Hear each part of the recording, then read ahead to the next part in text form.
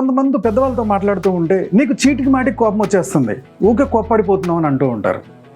ఈ విషయం వాళ్ళకు కూడా తెలియదు, ఎవరు కోప్పడుతున్నారో వాళ్ళకు కూడా తెలియదు. కోపం మంచిదే, కానీ అవసరమైన కాడ పడాలి.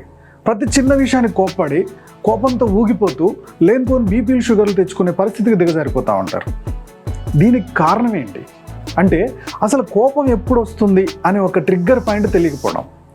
మీలో కూడా ఇలా చీటికి మాటికి కోపం వస్తుందా? అనవసరమైన విషయాలు కూడా కోపడుతున్నారా? ఎక్కువ టెన్షన్ పడుతున్నారా?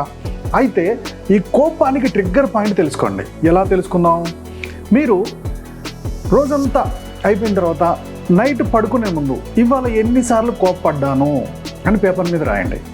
ఓకే, సో ఏ సందర్భంలో కోప్పడ్డాను అనేది ఒక్కసారి గమనించండి. ఇలా ఒక 1 వీక్ చేయండి. మీకు ఏ టైంలో ఏ మాటలకి ఏ సిచ్యువేషన్లో కోపం వస్తుంది అనేది మీకు అర్థమవుతుంది. ఆ సిచ్యువేషన్లో మీరు అక్కడి నుంచి స్కిప్ అయిపోయినా, లేకపోతే బాగా కోపం వచ్చినప్పుడు 1 to 10 వరకు లెక్క పెట్టుకున్నా ఆ సిచ్యువేషన్ నుంచి మీరు నార్మల్ అవుతారు.